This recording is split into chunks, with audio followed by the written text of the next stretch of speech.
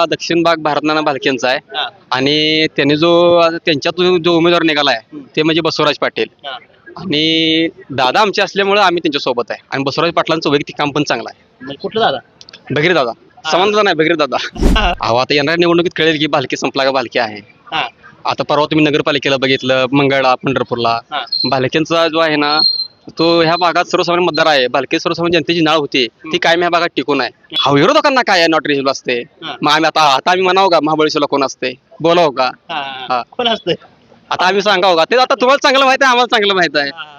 त्या पुढाऱ्यांनी त्यांच्यातला एक सुद्धा लायक माणूस नाही का आणि इकडून मला वाटतं लोणार धरा आमचा हे हुन्नूर लोणार पळवाडी मानेवाडी रेवाडी ह्या गावातला एकही माणूस लायक नाही का किंवा बोशेतला किंवा नंदेश्वर मधला असा आमदारकडे एखादा उमेदवार होऊ शकलेला ही मला वाटते आमदार साहेबांनी आत्मपरीक्षण करण्याची गरज आहे. मला वाटते आमदार साहेबाबरोबर इथले जे पुढारी गेलेत ना त्या पुढाऱ्यांनी सुद्धा नाही आत्मपरीक्षण केलं पाहिजे.